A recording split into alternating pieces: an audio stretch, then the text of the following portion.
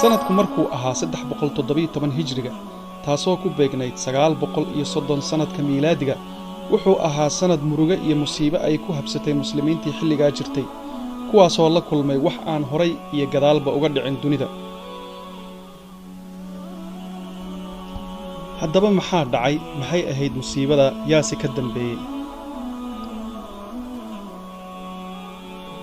waa xilligii dawladdii cabbaasiyiinta, waa sanadkii 317 hijriga kaasoo ku beegan 930 miilaadiga. goobtu waa xaramka Maka, xilliguna waxaa weeye xilligii lagu guda jiray gudashada waajibaadka xajka. waxaa masjidka ku sugan muslimiin aad u fara badan, kuwaasoo isugu jira kuwa dawaafaya, kuwa ducaysanaya iyo kuwa salaad ku jira intaba.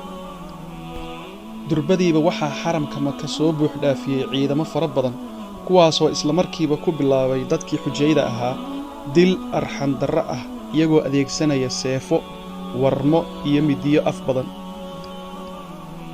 muddo kadib markii wax nuuxsada la waayey oo dadkii la leeday ayaa waxaa faraskiisa uu saaraa ka soo degay Abu Daahir al-Janaabi kaasoo ahaa hogaamiyihii dawladdii qaraamidada. intuu dhex istaagay xaramka oo gacmaha kala bixiyey isagoo ay ka muuqato isla weyni ayuu wuxuu yidhi, anigu waxaan ahay alle, allana waa aniga. alla waxbuu uumaa, anigana waxbaan dilaa. subxaana allah. Abu Daahir al-Janaabi iyo ciidankiisii ayaa waxay bilaabeen in ay dadkii muslimiinta ahaa oo ay laayeen ay ku guraan meydadkooda ceelka Zamzamka. haddaba markii ay ka soo jeesteen layntii muslimiintii ayay waxay u soo jeesteen baabi'inta masjidka.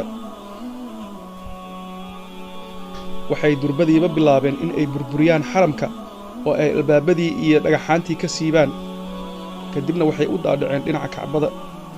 Abu Daahir oo ay wejigiisu ka muuqato cara iyo isla weyne aad u xad dhaafa ayaa ciidamadiisii amray in ay soo saaraan xajarul aswadka, asagoo ku qaylinaya eraye ay ka mid yihiin ayna atuyuuru alabaabiil, ayna alxijaaratu min sijiil, taasoo macnaheedu uu yahay aawaye shimbirihii, aawaye dhagaxaantii, isagoo ula jeeda jeesjees uu ku jeesjeesayo arrintii ka qabsatay Abraha waagii uu soo weeraray Kacbada, taasoo allaah uu u soo diray shimbiro kuwaasoo sida dhagaxaan ay ku laayeen asaga iyo ciidankiisiiba.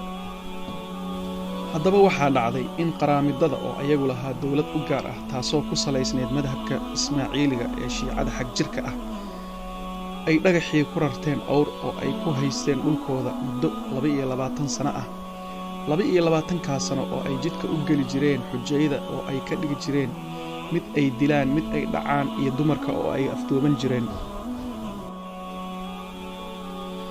arrintan oo ah in ay qaateen oo ay rarteen xajarul aswadka ayaa waxay ahayd arrin ugub ku ah muslimiinta, taasoo ka fajicisay dawladihii xilligaa jiray sida dawladdii faatimiyiinta ee shiicada ahayd ee ka dhisnayd dalka Masar iyo dawladdii cabbaasiyiinta ee ka dhisnayd magaalada Baghdad, kuwaasoo tabar iyo taagba u waayay nimankan qaraamidada ah in ay gacanta ku dhigaan oo ay ka soo celiyaan waxa ay sameeyeen.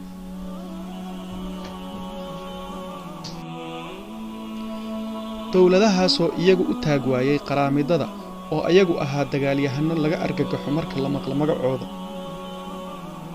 haddaba 22 sano kadib ayaa Abu Cubaydullaahi al-Faatimi oo ahaa hogaamiyihii dawladdii shiicada ahayd ee faatimiyiinta ee ka dhisnayd Masar waxa uu dhambaal u diray wiilka uu awoowaha u ahaa Abu Daahir oo isagu markaa xilka u hayay dawladdii qaraamidada.